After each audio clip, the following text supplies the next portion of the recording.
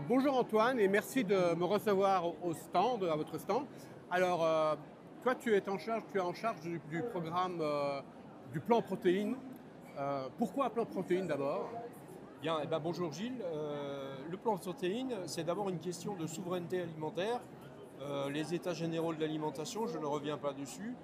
Et la souveraineté alimentaire, c'est le déficit qu'on a chronique en protéines en France et en Europe. Rappelez quand même qu'on est autosuffisant à 50%, un peu plus, mais qu'en Europe, on est autosuffisant qu'à 35%. 35%. L'idée du plan protéines, c'est d'améliorer notre souveraineté. Et donc, c'est au minimum d'augmenter de 10% ce taux de souveraineté, c'est-à-dire passer à 60% de ratio production sur consommation. D'accord. Et on en est où alors aujourd'hui? Alors aujourd'hui, on s'était fixé effectivement des ambitions dans le cadre du plan protéines fin 2020, en 2020 pardon, pour accroître la surface des plantes riches en protéines en France, passer de 4 à 8% de la solde des grandes cultures, augmenter de 40% de production. Mais malheureusement, autant en oléagineux, puisqu'on s'était fixé comme cap d'au moins garder 2 millions d'hectares d'oléagineux, on est au rendez-vous, on a même dépassé. Pour ce qui est des protéagineux, des plantes riches en protéines, des légumes secs, on est encore à 5% de la sole et il nous reste encore du chemin pour atteindre les 8% et augmenter de 40% notre production. Donc on n'y est pas. Si on n'y est pas, c'est qu'il y a des blocages.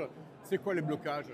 C'est qu'il y a des blocages qui sont liés beaucoup à la production, à la performance de la production, parce que le changement climatique impacte ces cultures, sur les stress hydriques, sur les sécheresses, les ravageurs également, les moyens phyto qui sont en réduction impactent également au niveau des désherbants, mais aussi au niveau de certains insecticides, notamment la bruche est un vrai sujet pour ces plantes.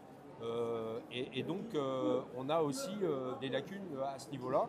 Et puis, l'amélioration variétale est un vrai challenge, un vrai sujet dans lequel les pouvoirs publics accompagnent, la filière va accompagner, aux côtés des semenciers, pour pouvoir sortir des variétés plus résilientes. Mais ça, c'est une affaire de moyen terme.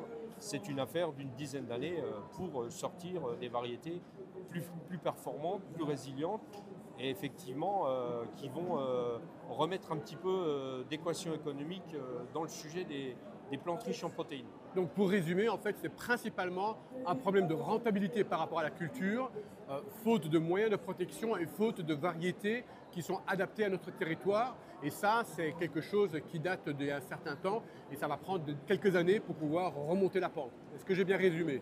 Alors, il ne faut pas être trop réducteur parce que le plan protéines, il a aussi la vertu d'accompagner la production sur les investissements en agroéquipements spécifiques qui sont nécessaires pour mener à bien ces productions.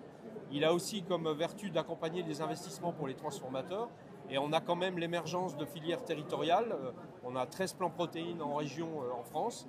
Et ça, c'est aussi un facteur de redynamisation des surfaces par rapport à ce manque de productivité ambiant que l'on vit. Mais c'est aussi un facteur qui fait qu'on va aussi favoriser, je dirais, l'évolution lente des surfaces, malgré tous les inconvénients et les handicaps qu'on vient d'évoquer. D'accord, donc un peu de patience pour y arriver, quoi. Voilà. Patience et persévérance pour y arriver. Très bien, merci beaucoup. Merci à